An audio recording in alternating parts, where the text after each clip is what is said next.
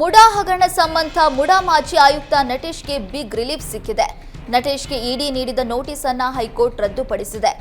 ಇಡಿ October 28 ಹಾಗೂ 29ರಂದು ತಮ್ಮ ಹೇಳಿಕೆ ಪಡೆದಿರುವುದು ಕಾನೂನು ಬಾಹಿರ. ಪಿಎಂಎಲ್ಎ ಕಾಯ್ದೆಯ ಅಡಿಯಲ್ಲಿ ಶೋಧನೆ ರದ್ದುಪಡಿಸುವಂತೆ ನಟೇಶ್ ಮನವಿ ಮಾಡಿದ್ರು. ವಾದ ಪ್ರತಿವಾದ ಆಲಿಸಿದ ನ್ಯಾಯಮೂರ್ತಿ ಹೇಮಂತ್ ಚಂದನ್ ಗೌಡರ್ ಇಡಿ ಸಮನ್ಸ್ನ ರದ್ದು ಮಾಡಿದ್ರು. ಮೂಡಾದಲ್ಲಿ ಅಕ್ರಮ ನಡೆದಿರುವುದು ನಿಜ ಅಂತ ಎಲ್ಲಾ ಪಕ್ಷಗಳು ಒಪ್ಪಿಕೊಂಡಿವೆ ಎಂದು ಸಿಟಿ ರವಿ ಹೇಳಿದ್ದಾರೆ. ಯಾರು ಅಕ್ರಮ ಮಾಡಿದ್ದಾರೆ ಅಂತ ತನಿಖೆಯಲ್ಲಿ ಸಾಬೀತಾಗಬೇಕಿದೆ. ಪಾರ್ವತಿಯವರು ಸಿಎಂ ಪತ್ನಿ ಆಗಿದ್ದಿದ್ರೆ 30 ವರ್ಷಗಳ ಹಿಂದೆ ವಿಜಯನಗರ ಬಡಾವಣೆಯಲ್ಲಿ ಬದಲಿ ನಿವೇಶನ ಸಿಗ್ತಾ ಇತ್ತ.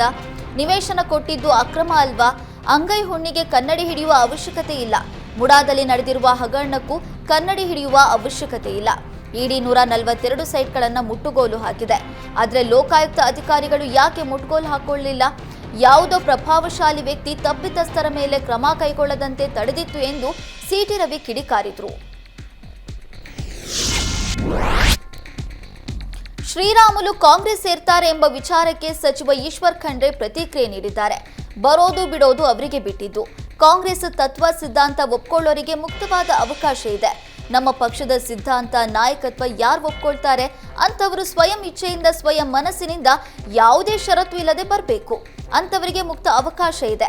ಬರೋದಿದ್ರೆ ಅರ್ಜಿ ಹಾಕಿ ಬರಬೇಕು ಅಂತ ಹೇಳಿದ್ರು.